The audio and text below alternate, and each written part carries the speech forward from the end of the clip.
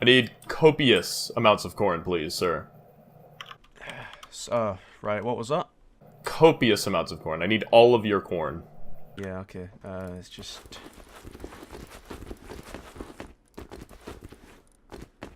Yeah, that'll do. Thanks. Fantastic, thank you.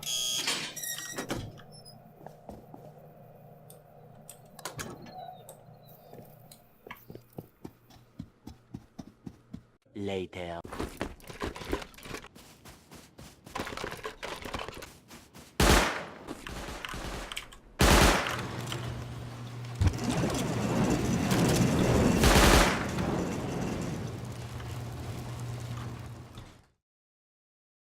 Welcome back to Rust Electronics. It's been a while since my last video due to a few unforeseen accidents, but as you can probably see from the little intro segment, this is my concept for a safe trading base for people around the map to come into your shop and trade safely. This would probably be best used for a ZERGS sort of base where you have a lot of people collecting resources for you and delivering it to the shop, like through here, and then you sell like basic resources to people for cheap prices. You make a profit. Bingo, bango, bongo. Everyone's a winner. This build is actually fairly easy, but I'm going to split it into a few different parts just to make it a little more digestible, and also hopefully by the end it won't look like this. This is still the sort of testing phase of when I was doing it earlier.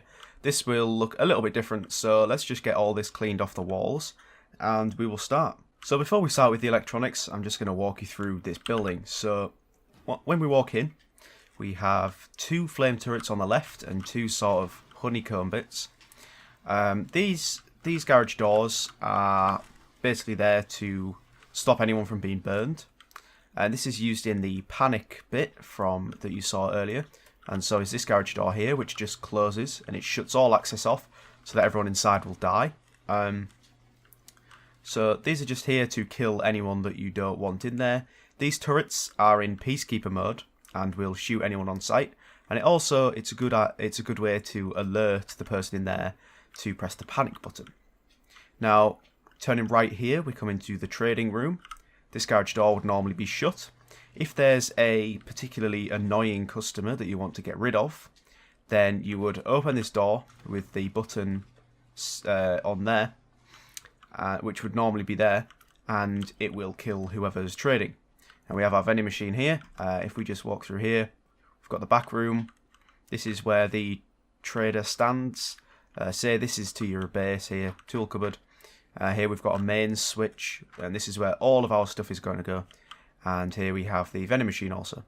So you can do this in whatever configuration you like, but this is just what I've come up with. This is probably the easiest way to do it, and probably the most efficient way to do it, and it also looks quite nice. So to get started, what we want to do is we want to place in these back squares 2 red lights, and then a ceiling light, ceiling lights just along here, and then beacon lights in one in each of these squares.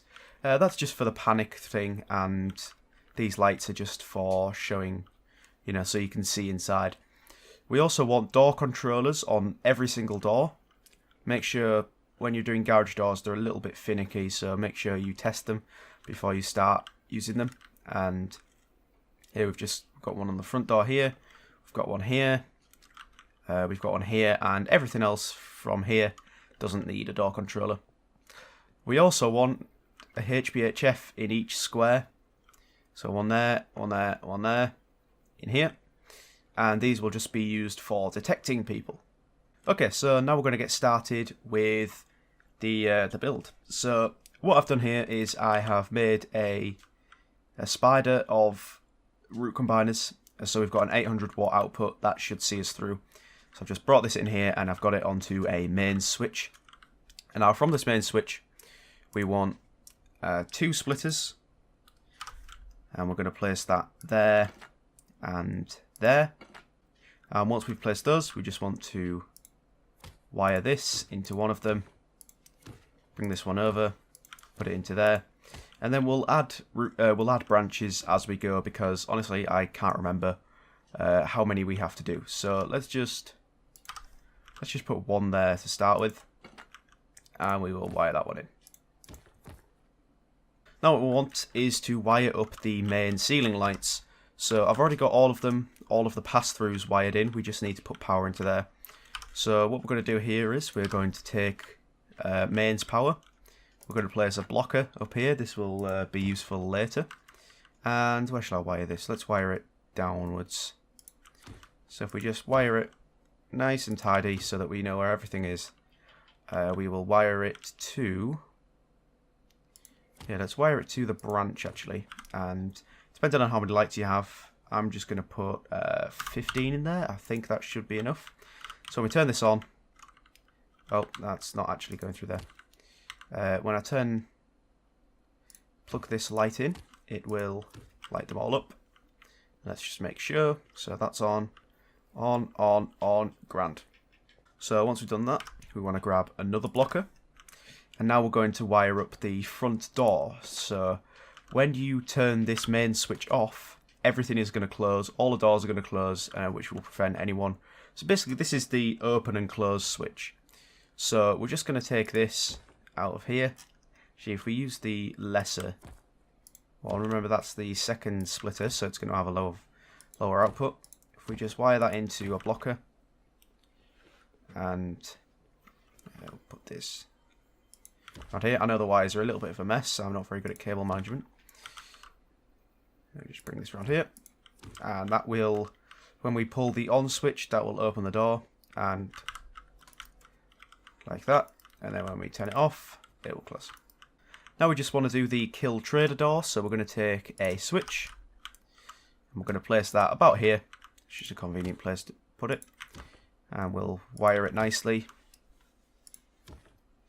And I think, yeah, we just want to put this one into any power available, really. So I'm just going to plug that into there. You'll see I've got an array of generators. You can sort that out yourself when it comes to building it, because everyone's build is going to be different. So, and then we just want to wire this up, bring it around here, and let's plug it into there. Now when we press this, there we go, the door's going to close. So if we want to kill someone inside of there, we open it until the person's dead. And when they're dead, we close it up again and let the next customer come in.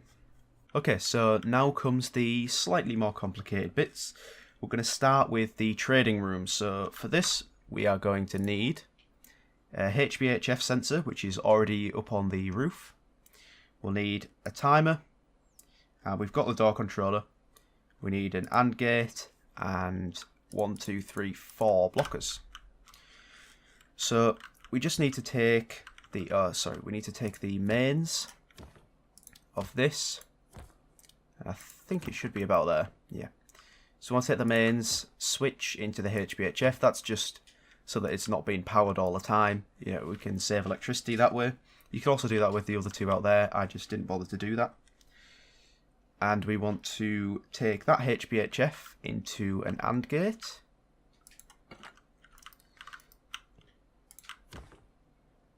So put that in there. And this AND gate is going to be used as a transistor to give us a higher output wattage.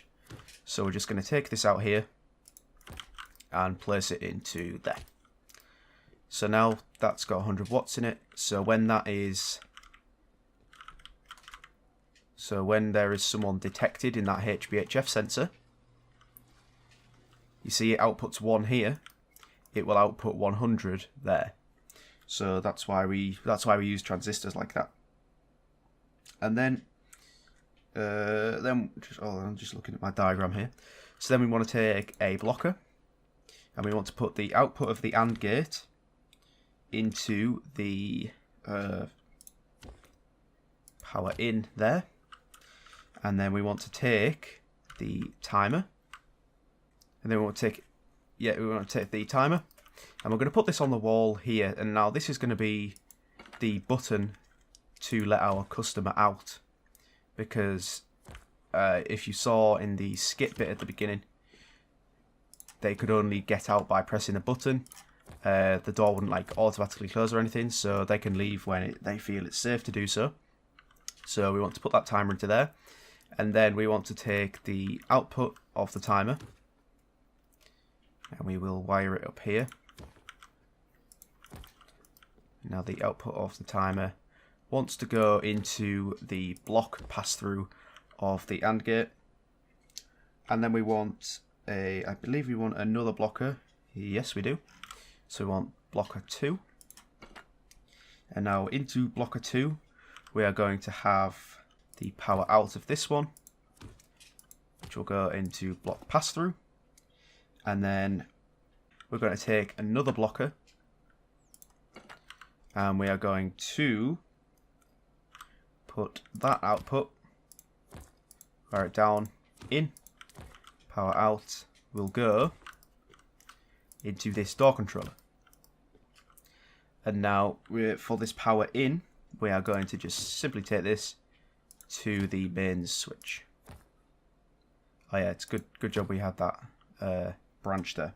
So now when we go in here, the door will close, and then let's just set this to 3 seconds, so you have 3 seconds to make it out.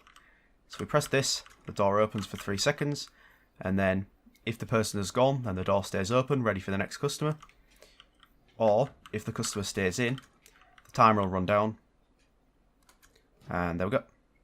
Okay, and now that's it for the automatic door closer thing.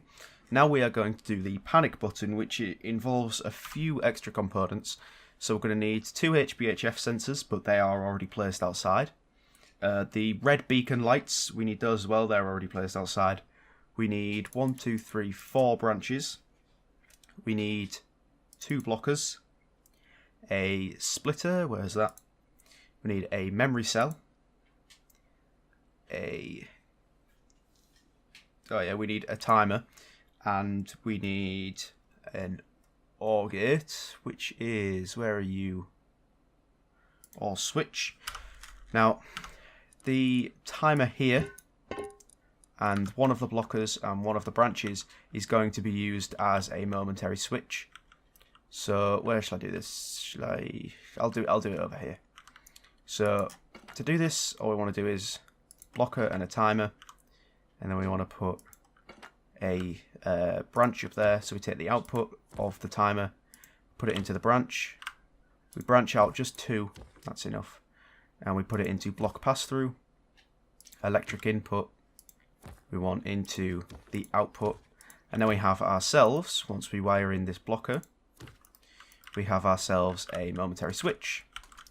So then what we want to do is take the memory cell. So I'm just trying to read my notes here, I might be lagging behind a little bit. We want to take the memory cell, and we want to put that into set. And with the memory cell, we want to just put extra power into it. You could do that with the main switch, I just haven't, but you can do what you want. And then from this memory cell, we want to go we want to go into the splitter. So that that does give us enough options. So that splits it evenly, and then we want to wire 2 of the outputs to the trap doors. So that's this one, and where's the other one? Here.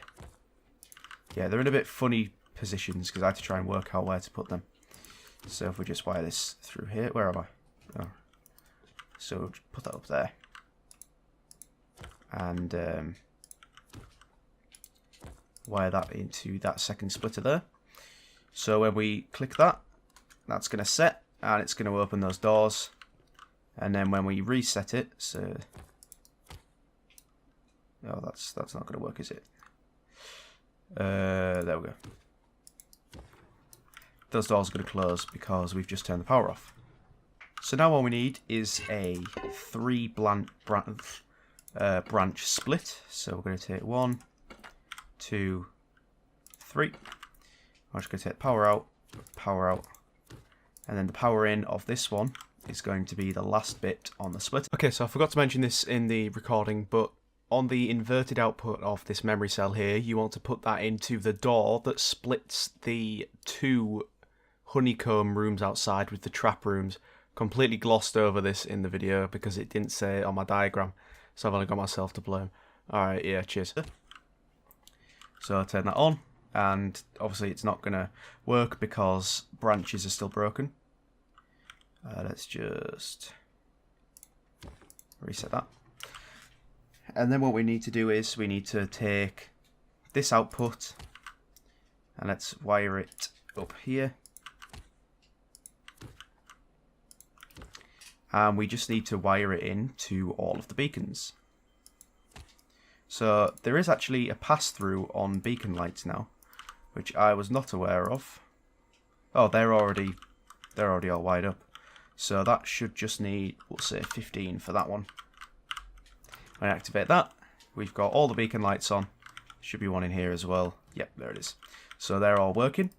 Just need to make sure you put them all into the pass-through so that you can save a space on here. Because I did not know there was a pass-through on beacon lights. I don't know if there was before. Could have sworn there wasn't. But anyway. So now what we want to do is we want to take the second branch output and we're going to make that disable the lights. So just move this over a little bit. So that's going to disable the lights there. So it's going to turn all the lights off and turn the red lights on. You could also add some speakers in there as well. I just didn't add speakers because they don't have a pass-through on them.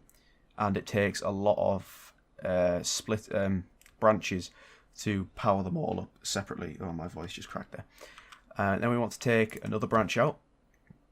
And we put it up here. And this is going to block the front door. So when we hit this, the front door is going to lock. Do we have another output? We do. And then for the next one, I think... Oh yeah, I think I have missed an electrical branch there. No, I haven't. Never mind. Don't listen to me. I need a hammer. I'm using something different now. So I don't actually need that anymore because I was going to originally wire up these HBHFs with this when it turns on, but I'm not doing that anymore. I'm just using fresh power, so that's still on my diagrams in my book. So yeah, right. So this last one needs to go to the door. What's the door trading blocker? Which should be one of these. So it might be that one. I'm not sure. So if we're in here, yeah, we can't open the door. Right, yeah. So you want to put that into the last one there, and then we should be good to go. And how am I going to reset this? There we go. And then that's almost it. All we need now is we need 2 AND gates. Oh, did I already have those? No, I had an OR gate. And I have 2 more blockers. Is that right? That is right. And then we just need where are AND switches. And then we just want to take 2 AND switches. We take one of the inputs. These are just going to be used as transistors for the HPHFs. We take one of the inputs of the AND gates and plug them into one of the inputs. And then we take the other input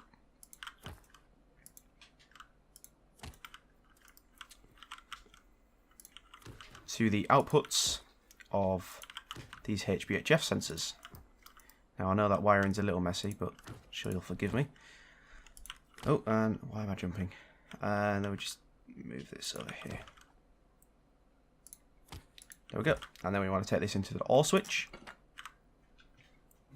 So power out, we'll go into that OR. Power out, go into that OR. And then it's going to... Then we're going to put 1 blocker here. I'm going to take the output of this and block the pass-through. And the power out will go into the reset. And the power in will be powered in there. What's happening? What? Why am I jumping?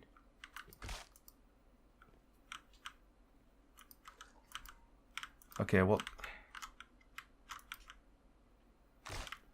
Okay, that's strange. Oh, my book was resting on my spacebar. That's why I was jumping. So yeah, then we just want to put that block in there, and then the output of that will go to there. So if either of these HBHFs, so if either of these detect a room in them, this one's going to be outputting, and it's going to block that. So if there's a person in one of those two rooms, then this will not get reset. But if there isn't, it will get reset, because this is not going to be blocking this anymore. This is going to send a pulse through. So if we click that in its current state, you'll see it flicks on and off immediately. Whereas if we stand... how am I going to do this? But yeah, anyway, if we stand out there, so say we have a small generator, like that, and we take one of these inputs, that is going to stay on until that HBHF isn't detecting anything, and then it's just going to turn off. So yeah, turns out we didn't need that blocker, but yeah, thank you for watching this video. I hope you enjoyed. Hope you found this useful, and if you ever see me on a Rust server and you're using this idea, be sure to @me. It'll be greatly appreciated. Yeah, so I was a little bit sort of jumpy here because this is the first time I've ever written everything down on like a book to read from. Sure, I'll get better from that. I said in a few videos ago that I'd start scripting videos. This is probably the closest I've come to doing it so far. I should really have revised how to do it before making the video, so I was a little more fluent. But yeah, whatever. Oh, I forgot one thing. Oh, the call trader button. Oh, I forgot about that. Right, this is easy. 2 timers, a siren, audio alarm. Audio alarm goes there. Siren. Then we need a timer. Set that to 10 seconds. Let's just wire this up. It's super simple anyway. Where can we wire that in? Wire that in there. And then this one, electric input, put that into that one there. And then output.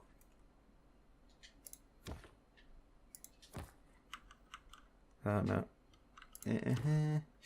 Put that into the power in, and the pass through, put it into the audio alarm, and we want to set this one to 3 seconds. Toggle on, which I'll put to the power output of there. So when you press this, it sounds the alarm for 3 seconds, but then we can't reactivate it for another 7 seconds after that alarm is finished, because that would be pretty annoying. It just keeps people from spamming it. But then, if they are spamming you, then just feel free to open this door. And yeah, everything will be fine. Alright, yeah, thanks for watching this video. Hopefully next video will be a more fluent sort of one. I know exactly what I'm doing for next video, and that is a YouTube comment from someone a couple days ago. I'm going to be working on a project that he's given me, or he asked me to see if I could do anything with. I thought it was an interesting idea, and I've actually thought of it myself a few times. It's more of a roleplay sort of thing, but I'm going to do that in next week's video. So yeah, thanks for watching. If you made it all the way to the end of this video, comment ZERG, Z-E-R-G. No, oh shit, I said Z. Z-E-R-G. And yeah, thanks for watching. See you later.